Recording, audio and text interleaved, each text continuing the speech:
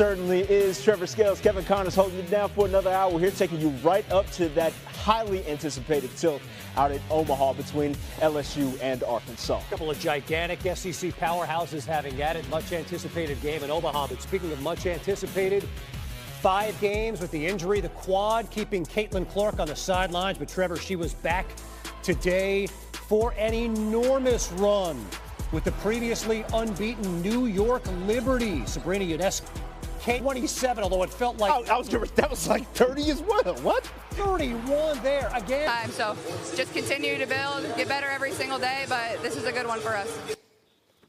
To say the very least, Caitlin Clark scored or assisted on 54 Fever points. The 9th time in 45 career games she's created at least 50 points. The only player in WNBA history with more, the GOAT, Diana Taurasi, who did it 10 times in 565 career games. Game-recognized game. Here's Sabrina Ionescu, post-game on Caitlin.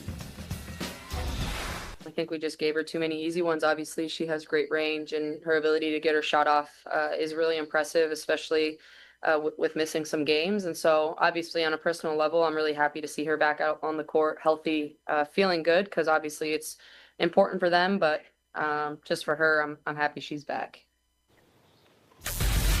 A triumphant return, and we're going to have much more from Caitlin Clark's scorching hot comeback against the Liberty. Rebecca Lobo. So one undefeated team in the W falls. Would the other one?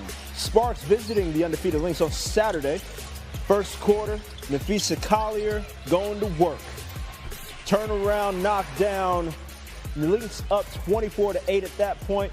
And then Letitia Heidemann finds Collier for 3 more. 16 points in the first frame for Fee. We move to the second. Lynx up 20, rolling. Collier rolling as well. Baseline jumper, easy money. Minnesota up 41-19. Under 4 minutes to go. Fee finding space on the wing. In the first half, by the way, the Sparks had 26 points. Fee had 26 points herself. A 58-26 lead for Minnesota at the break. Third quarter now, 8 minutes remaining. Bridget Carlton, guess who? Fee down low.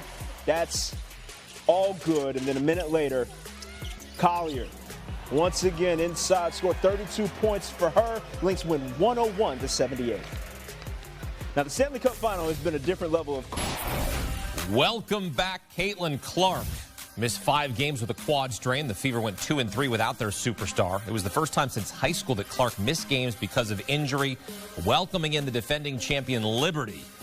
And the Liberty without their finals MVP Jonquel Jones because of an ankle injury. And Caitlin Clark and the Fever take advantage. 3 straight threes there. That's 91 feet of three-pointers in 43 seconds. Yeah, we tracked that stuff. Then a step back there. Fever up by 3 at the break. Clark had 25 in the first half, not missing a beat. Finger roll there. Catch, shoot, 3. 7 made threes for Clark. Part of a 19-0 run as they go on to win 102-88, handing New York its first loss of the season. Clark with 32 points, 8 rebounds, 9 assists, and 2 blocks. That's just the 3rd game in WNBA history with those numbers.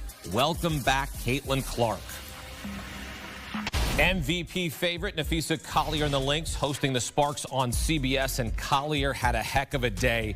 26 of her 32 in the first half makes WNBA history. 13 of 16, 8 rebounds, 6 assists. First player in WNBA history with 30 points, 80% from the floor, 5 rebounds, 5 assists in a game in a big 101-78 win. Post-game, Fee with our Brandon Baylor. Nafisa, clearly a total team effort here, triple digits for you guys. Talk about the resiliency we saw today. I think we came out really hot, you know. We didn't start the second half the way we wanted to, but I think we finished good, and I think it shows the potential of what we have. A lot of us like to say when you talk about a game, it's a lesson you learn for the future. What did you guys learn about this group and the mentality and DNA that you're building this year? I think just, again, the potential we have when we are playing well and the way that, to the standard that we know we can, and what happens when you don't, you know. Everyone in this league is really good. Anyone can come back, so we got to make sure we're stepping on people's throats the entire 40 minutes. All right, go enjoy that win. Thank you. She's got that killer mentality. I like that. It's what you want in an MVP.